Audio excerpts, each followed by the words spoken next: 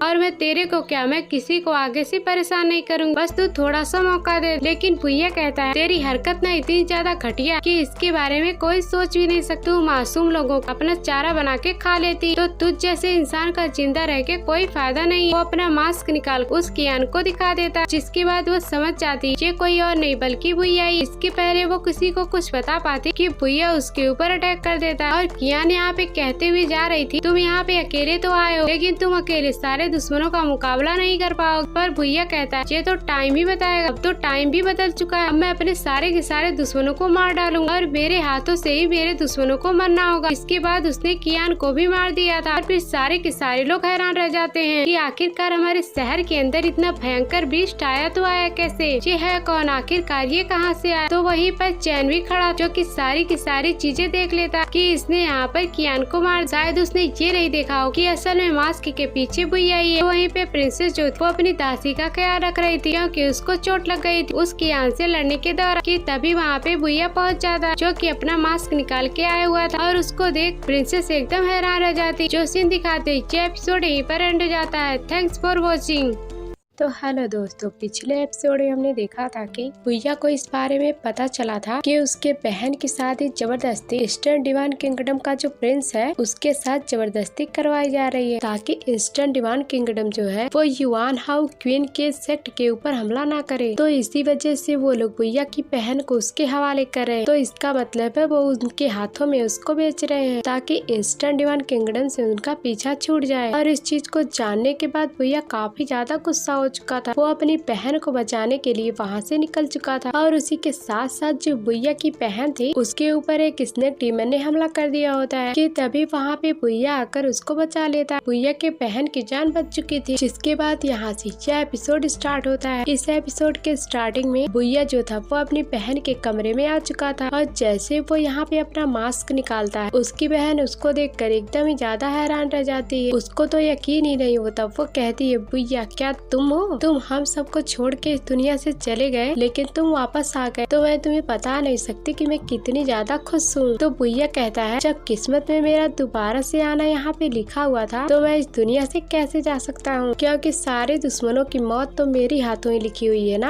और उनको मारे बगैर मुझे कुछ भी नहीं होने वाला। तुम उसकी टेंशन बिल्कुल भी मत लो। और जब मैं यहाँ पे आ गया हूँ तो ना ही तुम्हें कुछ होगा और ना ही मुझे कुछ होगा और हम दोनों साथ में मिलकर सारे के सारे दुश्मनों को उनकी औकात दिखा देंगे। तो उसकी बहन कहती है तुमने इतने टाइम के अंदर इतनी सारी मुश्किलों का सामना किया होगा, ना जाने तुम किस तरह से अपनी जिंदगी गुजार रहे होगे पिछले इतने सालों से। तो फिर बुइया कहता है उतनी परेशानी वाली कोई बात नहीं है। स्नेक डीमन ने मेरे ऊपर हमला किया था तो स्वॉर्ड सेक्ट के मास्टर ने मुझे बचाया था और वो वहाँ से अपने सेक्ट में मुझे अपने साथ लेके गए और मैंने बहुत ही अच्छी तरीके से अपनी लाइफ गुजारी है, मुझे कोई तकलीफ नहीं हुई। लेकिन मुझे तुम्हारे बारे में पता चला उसी युआन हाउ और उस क्वीन के मुँह से कि वो लोग तुम्हें एक हिसाब से बेच रहे हैं उस इंस्टेंट डिवाइन किंगडम वालों को, ताकि उन दोनों में जो आपसी दुश्मनी है वो खत्म हो जाए। और आखिरकार वो लोग तुम्हारा इस्तेमाल कैसे कर सकते हैं और इस तरह का घटिया काम वो लोग कैसे कर सकते हैं। अब चाहे कुछ भी क्यों ना हो जाए मैं अपनी पूरी जिंदगी में उन्हें कभी नहीं माफ करने वाला हूँ और जब तक मैं एक एक को मौत के घाट न उतार दूं तब तक मुझे चैन नहीं मिलेगा। ये सुनकर उसकी बहन एकदम ज्यादा हैरान रह जाती है। मुझे तो डाउट तो पहले से ही लग रहा था कि वो लोग मुझे इतनी ज्यादा जोर जबरदस्ती क्यों कर रहे हैं इस शादी के लिए, लेकिन आज तुमने मुझे इसकी वजह भी बता दी। सच में उनसे घटिया और उनसे गिरा हुआ इंसान मैंने अपनी पूरी लाइफ में कभी नहीं देखा। लेकिन तुम जो भी करोगे ना सबसे पहले अपनी सेफ्टी का जरूर ध्यान रखना। मैं तुम्हें एक बार खो चुकी हूँ, मैं तुम्हें दोबारा नहीं खोना चाहती। कि तभी वहाँ पे युआन हाउ आने लग जाता है जो कि कुछ काम के सिलसिले में बुइया की बहन से यहाँ पे मिलने आया था। लेकिन जब वो बुइया को यहाँ पे देखता है तो काफी ज्यादा हैरान रह जाता है और पूछता है तुम यहाँ पे क्या कर रहे हो। तो बुइया की बहन उसको सारी बात बताती है मुझ पर स्नेक डीमन ने हमला कर दिया था, लेकिन बुइया ने यहाँ पर आकर उस स्नेक डीमन को मारकर मेरी जान बचाई, तो इस वजह से मैंने बुइया को अपने घर पे बुलाया है। और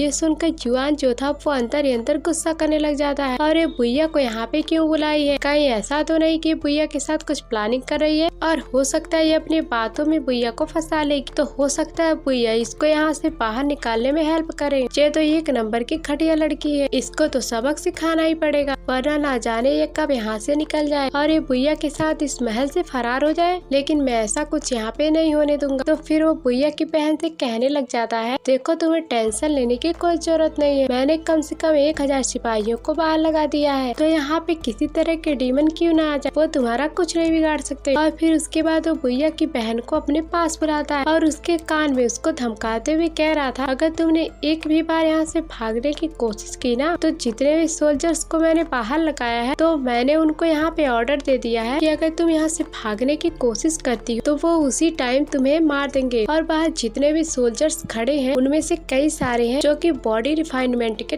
10th लेवल पे मौजूद है और अगर तुम कुछ भी मिलके बुइया के साथ प्लानिंग कर रही हो ना तो तुम फिर भी यहाँ से भाग नहीं पाओगी। मैं तो सिर्फ तुमको धमका रहा हूँ, लेकिन अगर तुमने यहाँ से भागने की कोशिश की तो अंजाम बहुत ही बुरा होगा, तो इस बात को तुम अपने दिमाग में अच्छे से बैठा लेना। तो फिर बुइया की बहन कहती है एम्परर मैं आपकी बातें समझ गई, आपको घबराने की कोई जरूरत नहीं है, मैं ऐसी कोई हरकत नहीं करूंगी। तो ये सुनकर युआन हाउ काफी ज्यादा खुश हो जाता है, चलो मैंने यहाँ पर आग में घी डाल दिया, अब बुइया की बहन यहाँ से बाहर जाने की कोशिश करेगी ही नहीं। ये तो अंदर से बेचारी बहुत ही ज्यादा डर गई और जब वो यहाँ से बड़े ही आराम से यहाँ से बाहर जा रहा था कि वो बंदर रास्ते में केले का छिलका फेंक देता है, जिस वजह से युआन हाउ वहाँ पे गिर चुका था। और फिर युआन हाउ कहता है बदमाश बंदर कहेगी तुम फिर से मेरे रास्ते में आ गए, मैं तुझे बिल्कुल छोड़ूंगा ही नहीं, तू तो मेरे बराबरी का भी नहीं है कीड़े मकोड़े कहीं का, तो मुझे तुमसे अपने मुंह लगाकर मेरा मूड खराब नहीं करना। तो इतना कहने के बाद वो वहाँ से चला जाता है। तो इसके बाद बुइया की जो बहन थी वो बुइया से कहने लग जाती है तुम्हें उस शराबी के बारे में पता है, युआन हाउ जिसको अपने पास पकड़ के लेके गया था वो बहुत ही अच्छा इंसान है, उसने बहुत बार मेरी हेल्प की और तुम्हारे जाने के बाद उसने हर टाइम मेरा साथ दिया। तो उसी से मुझे एक छोटी सी खबर मिली है, वो जो क्वीन है ना, वो एक जगह पे कुछ लोगों को छिपा के रखी है। ना जाने उसने वहाँ पे लोगों को क्यों छिपाया है और उसका क्या मकसद है, तो इसके बारे में कोई जानकारी नहीं है। तो तुम जाना उस शराबी के पास, अगर उसको कुछ डिटेल पता चलेगी तो वो तुम्हें बता देगा। तो अगर क्वीन और युआन हाउ मिलकर कुछ बड़ा प्लान कर रहे होंगे तो उनका प्लान फेल हो जाएगा। तो भैया कहता है ठीक है, मैं अभी यहाँ से जाता हूँ। तो इतना कहने के बाद भैया यहाँ से शराबी से मिलने जा चुका था। उसके यहाँ से जाने के बाद भैया की बहन अपने मन में कह रही होती है, भैया मैं तुमको इन सभी चीजों के चक्कर में नहीं पड़ने देना चाहती। अगर मेरी वजह से तुम्हें कुछ हो गया ना तो मैं अपने फादर और मदर को क्या मुँह दिखाऊंगी। मैं तो मुसीबत में थी और मैंने तुम्हें भी मुसीबत में डाल दिया। और दूसरी तरफ हम उसी क्वीन को देखते हैं जो कि कमरे में बैठकर चैन से बातें कर रही थी और वो चैन से कह रही थी हमारा प्लान तो बिल्कुल बराबर तरीके से चल रहा है और अगर कुछ बीच में गड़बड़ी नहीं होती है ना तो हमारा प्लान कामयाब हो जाएगा, लेकिन मैं तो कुछ गड़बड़ी होने ही नहीं दूंगी, चाहे कुछ भी क्यों ना हो जाए। लेकिन तभी वहाँ पे भागते हुए युआन हाउ पहुँच जाता है, जो कि जहाँ पे आने के बाद क्वीन से कह रहा था अनर्थ हो गया, बहुत ही बड़ी गड़बड़ हो गई। उस स्नेक डीमन को भैया ने पकड़ के मार दिया। और ये बातें सुनकर वो लड़की जो क्वीन को संभाल रही थी उसके हाथ से एक क्लिप गिर जाती है, क्योंकि वो इस बात को सुन के काफी ज्यादा डर गई थी। और फिर उसके बाद वो क्वीन से माफी मांग रही होती, देखिए क्वीन मुझसे गलती हो गई, मुझे माफ कर दीजिए, मेरा ऐसा कोई इरादा नहीं था इसे गिराने का, प्लीज आप मुझे माफ कर दीजिए। लेकिन वो क्वीन तो सुनती ही नहीं, वो लड़की की वहाँ पे जान ले लेती है। किसी और का गुस्सा उस लड़की पे उतार के उसकी जान ले ली होती है। फिर क्वीन कहती है वो जो स्नेक डीमन थी उसकी ऐसी हरकत ही थी और अगर आज उसे भैया ने नहीं मारा होता तो कल कोई और उसे मार ही देता, क्योंकि वो अपने आप को ज्यादा ही ओवर स्मार्ट समझने लग गई थी, इसलिए उसका मरना तो तय था। युआन हाउ उस क्वीन को अपनी माँ कह के बुला रहा होता है, तो हो सकता है वो उसकी माँ होगी। फिर वो कहता है माँ आपको पता है भैया की जो बहन है ना वो भैया के साथ मिलकर किसी तरह का प्लान बना रही है, हो सकता है वो भैया को रुझाने की कोशिश कर रही है ताकि वो उसके करीब हो जाए। तो उसके बाद वो दोनों साथ में मिलकर इस महल से फरार हो सकते हैं और अगर ऐसा हुआ ना तो हमारा सारा का सारा प्लान खराब हो जाएगा और सब कुछ चौपट हो जाएगा, हम ऐसा नहीं होने दे सकते। तो फिर चैन कह रहा था ऐसा नहीं हो सकता, भैया तो उसके कमरे में गया तो गया ही क्यों, कौन सा ऐसा काम आ गया था जो भैया उसके कमरे में चला गया। तो युआन कहता है उस भैया के बहन के ऊपर उसी किया ने हमला कर दिया था, तो भैया उसको जाके बचा रहा था। फिर तभी भैया की जो बहन है उसने भैया को अपने कमरे में बुलाया, वो दोनों इतना करीब होके आपस में बातें कर, तो इसीलिए मेरा शक बिल्कुल सही है कि भैया की बहन उसको अपने बातों में फंसाने की कोशिश कर रही है और जब वो उसकी बातों में आ जाएगा तो वो दोनों पक्का यहाँ से भागेंगे। मैंने तो अभी यहाँ पे भैया और उसकी बहन को डरा कर यहाँ पे आया हूँ कि मैंने बाहर 1000 सोल्जर्स लगा दिए हैं जो कि कभी भी यहाँ पे भैया की बहन की जान ले सकते हैं अगर वो भागने की कोशिश करती है तो फिर बाकी लोग कहते हैं हाँ तुमने ये बहुत ही अच्छा काम किया कि वो सारे के सारे सोल्जर्स इतने ज्यादा पावरफुल है कि उनके सामने भैया और उसकी बहन कोई भी उनके सामने नहीं टिक सकता। और इन लोगों को भैया ने अपना नाम सुन दाऊजी बताया था जो कि उसके अंकल का नाम था जो कि यहाँ पे मर चुके हैं, कि वो भैया को सुन दाऊजी कह के बुला रहे होते हैं कि भैया की बहन सुन दाऊजी के साथ कुल छर्रे उड़ा रही है। तो इन लोगों को नहीं पता कि असल में वो दोनों भाई बहन। लेकिन चैन जो था वो यहाँ पे युआन हाउ से कहने लगता है मुझे एक चीज का डाउट तो था, वो जो सुन दाऊजी है ना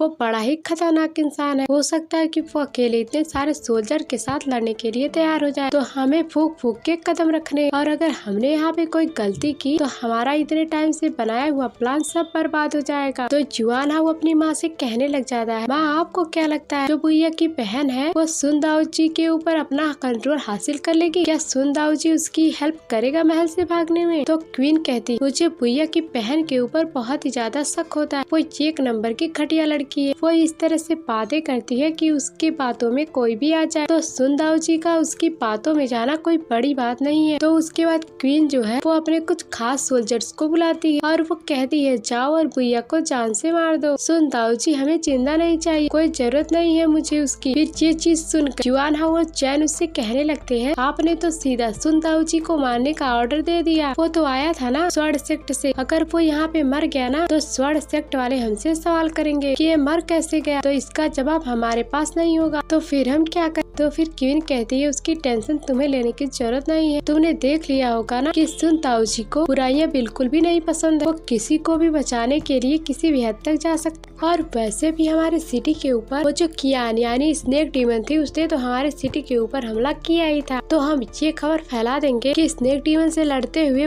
भुइया ने अपनी जान गंवा दी। वो गया था कई सारे लोगों को बचाने के लिए, लेकिन अफसोस वो वहाँ से लौट के नहीं आ पाया। तो जिस वजह से हमें किसी को भी कोई जवाब देने की जरूरत नहीं पड़ेगी और भुइया मारा भी जाएगा और किसी को कुछ पता भी नहीं चलेगा और ऐसा लगेगा कि उसकी नेचुरल मौत थी। और भुइया अपनी जान से हाथ धो बैठा, जिस पर जुआना और चैन कहने लग जाते हैं, वाह क्वीन, आपके दिमाग का तो कोई जवाब ही नहीं है, क्या बढ़िया दिमाग लगाया आपने। तो इस तरह से भुइया हमारे रास्ते से साइड भी हो जाएगा। और जो भुइया की बहन सपना देख रही है कि सुन दाऊ जी के साथ ये महल छोड़ के भागने का, तो उसका सपना सपना ही रह जाएगा और हमें अब अपना प्लान करने से दुनिया की कोई भी ताकत नहीं रोक सकती। हम अपने प्लान में कामयाब होकर रहेंगे। और दूसरी तरफ हम उसी शराबी को देखते हैं जो कि एक कोठे पे आके आराम से शराब पी रहा होता है और कुछ लड़कियां थी जो उसको खाने पीने की चीजें दे रही होती है, लीजिए शराबे खाइए, और उसके खिलाने के साथ साथ उसके करीब आने की कोशिश कर रही थी। जिस शराबी तो यहाँ पे एंजॉय कर रहा होता है। तो फिर वो शराबी उनसे कह रहा होता है, मुझे ना तुमसे एक सवाल पूछना है, क्या तुम मेरे सवालों का जवाब दोगी? मैं तुम्हें उसके बदले में पैसे भी दूंगा। लेकिन वो लड़कियां जवाब देने के बदले उसके करीब ही आते जा रही थी। लेकिन तभी वहाँ पे भुइया आके पहुँच जाता है जो कि उन लड़कियों को बेहोश कर देता है। शराबी भुइया को देख के यहाँ पे कहता है, प्रिंसेस ने मुझे यहाँ पे भेजा है तुमसे कुछ बात करने के लिए। और ये सुनकर वो शराबी कहता है, अच्छा प्रिंसेस ने आपको भेजा है, बताइए फिर आपको क्या काम है, अगर कोई हेल्प होगी तो मैं वो करने के लिए तैयार हूँ। तो फिर भुइया कहता है, उसने कहा है कि तुम्हें किसी इंसान के बारे में जानकारी मिली है जिसको ढूंढने के काम पे तुम्हें लगाया गया था, तो तुम यहाँ पे आकर लड़कियों के साथ एंजॉय क्यों कर रहे हो, तुम्हें इसका ज्यादा शौक लग रहा है। लेकिन शराबी कह रहा था, नहीं नहीं ऐसी कोई बात नहीं है, मैंने सुना है जिसको भी उस क्वीन ने छुपा के रखा हुआ है वो लोग इसी कोठे के अंदर छुपे हुए हैं, तो उसी की जानकारी निकालने के लिए मैं यहाँ पे आया हुआ था। मैं तो उनके ही बारे में इनसे पूछ रहा था, लेकिन तुमने तो इनको पहले ही बेहोश कर दिया। मेरा तो मौज मस्ती करने का कोई भी इरादा नहीं था। ये सुनकर भुइया भी काफी ज्यादा हैरान रह जाता है। फिर वो कहता है, ठीक है कोई बात नहीं, तो फिर क्या तुम्हें कोई जानकारी मिली है कि उनका क्या प्लान चल रहा है? हमें इसके बारे में अच्छे से जानकारी निकालनी होगी। वो दोनों यहाँ पे बात कर ही रहे थे कि तभी वहाँ पे दो बंदे आकर यहाँ पे पहुँच जाते हैं और ये दोनों वही बंदे थे जिसको क्वीन ने भेजा था भुइया की जान लेने के लिए। उसने तो सीधा का सीधा अपनी कुल्हाड़ी फेंक के मारा था भुइया की तरफ, जिस वजह से भुइया की जान तो चली जाती, लेकिन भुइया जो होता है वो अपने आप को और उस शराबी को दोनों को बचा लेता है, जिस वजह से उन दोनों की जान यहाँ पे बच चुकी थी। लेकिन उनको कुछ समझ में नहीं आ रहा था कि आखिरकार ये हो क्या रहा है और कौन आ गया यहाँ पर जो कि हमारी जान लेने की कोशिश कर रहा है। मैंने तो किसी का कुछ बिगाड़ा भी नहीं है। वो कुल्हाड़ी यहाँ पे भुइया के ऊपर एक से बढ़ के एक अटैक किए जा रही होती है और उसकी जान लेने की कोशिश कर रहे थे, क्योंकि मेन टारगेट तो भुइया ही था। भुइया यहाँ पे अपनी स्टिक का इस्तेमाल करते हुए उन्हें बहुत मार रहा होता है कि तभी वहाँ पे आ जाता है वो दोनों सोल्जर, जो कि दोनों एक साथ आकर भुइया के सामने खड़े हो जाते हैं। उनमें से एक का नाम था रेड आई और दूसरे का नाम था व्हाइट आई, और दोनों ने अपने आंखों पे पट्टियां लगा के रखी होती है और उन दोनों का जो कल्टीवेशन लेवल था वो बॉडी रिफाइनमेंट के 10th लेवल का था, जिसमें भुइया अभी 9th लेवल पे मौजूद है, यानी कि वो दोनों भुइया से ज्यादा स्ट्रॉन्ग है। तो इसी चीज का फायदा उठाते हुए वो दोनों अपनी पावर का इस्तेमाल करते हैं और वो भुइया के ऊपर अटैक करना शुरू कर देते हैं। तो भुइया उस शराबी से पूछ रहा था कि आखिरकार तुम लोग हो कौन और तुम्हें भेजा था किसने जो तुम हमें मारने के लिए यहाँ पे आ गए। वो सोल्जर से भुइया पूछ रहा था कि आखिरकार तुम लोग हो कौन और हमें मारने के लिए क्यों आ गए, तुम्हें हमें मारने के लिए किसने भेजा था। और वो दोनों भुइया के ऊपर अटैक किए जा रहे थे कि तभी वो शराबी बीच में आकर उनसे लड़ना शुरू कर देता है, लेकिन शराबी का लेवल भुइया से भी ज्यादा नीचे था, इसीलिए वो ज्यादा कुछ नहीं कर पाता। इसीलिए वो दोनों बंदे मिलकर भुइया और शराबी को बहुत मारते हैं, जिस वजह से दोनों की हालत खराब होने लग गई थी। लेकिन भुइया इतनी जल्दी कहाँ हार मानने वाला है। तो फिर शराबी यहाँ पे कह रहा था, मैं अपनी जान यहाँ पे क्यों ना दे दूं, लेकिन भुइया को कुछ भी नहीं होने दूंगा और मेरे होते हुए भुइया का कोई बाल नहीं भागा कर सकता, तो उसकी जान लेना तो दूर की बात। तो फिर भुइया जो था वो भी अपनी पावर का इस्तेमाल करते हुए उन दोनों बंदे के साथ अपनी स्टिक लिए कमाल की फाइट कर रहा था। रेड आई और व्हाइट आई को वो मार मार के उठा उठा के फेंक रहा था, जिस वजह से उन दोनों की हालत काफी ज्यादा खराब हो चुकी थी और एक को तो लग रहा था कि उसने जान से ही खत्म कर दिया और दूसरा वाला ये चीज देखकर काफी ज्यादा भड़क जाता है, जिस वजह से वो भुइया के ऊपर दोबारा से अटैक करने लग गया था। वो अपनी कुल्हाड़ी की मदद से एक से बढ़ के एक अटैक करने लगता है भुइया के ऊपर ताकि वो भुइया की जान नहीं सके। लेकिन भुइया भी यहाँ पे कमजोर नहीं था, वो भी एक से बढ़ के एक अटैक करता है उन लोगों के ऊपर। और ये फाइट इतनी ज्यादा थी कि ऐसा लग रहा था कि ये कोठा यहाँ पे टूट जाएगा और यहाँ पे एकदम भूकंप सा आने लग जाता है। लेकिन तब ये लोग अपनी फाइट रोकने के लिए तैयार ही नहीं थे। तो फिर भुइया अपनी पावर का इस्तेमाल करते हुए एक ऐसा अटैक घसीट के दे के मारता उस बंदे को कि उसकी आंखों पे लगी हुई पट्टी बाहर निकल चुकी थी, जिस वजह से हमें पता चलता है कि उस बंदे की तो एक ही आंख और वो तो फाइट आंख है, और अगर दूसरे वाले बंदे की पट्टी निकल तो उसकी आंखें लाल होती। तो इसी वजह से इन दोनों का नाम, एक का नाम रेड आई और दूसरे का नाम फाइट आई था। तो जिस वजह से दोनों बंदे यहाँ पे मारे जाते हैं। भुइया ने यहाँ पे दोनों बंदे को मौत के घाट उतार दिया। तो उन दोनों के मरने की वजह से यहाँ पे कमरे में कई सारे लोग आने लग जाते हैं और वो लोग देखने आ जाते हैं कि आखिरकार यहाँ पे क्या हो रहा है, कि आखिरकार यहाँ पे कैसी आवाज आ रही थी। और वो लोग यहाँ पे आते हैं कि उससे पहले भुइया और बाकी लोग यहाँ से भाग चुके थे, ताकि किसी को पता न चल जाए कि असल में यहाँ पे क्या हो रहा है। तो इसीलिए जो लोग यहाँ पे आए थे वो लोग बस ढूंढते रह जाते हैं कि आखिरकार यहाँ पे क्या हो रहा है और यहाँ पे बाकी सारे लोग कहाँ चले गए, आखिर इस कमरे के अंदर क्या हो रहा था। लेकिन किसी को कुछ नहीं पता चल पाता। जो सीन दिखाते ये एपिसोड यहीं पर एंड हो जाता है। Thanks for watching.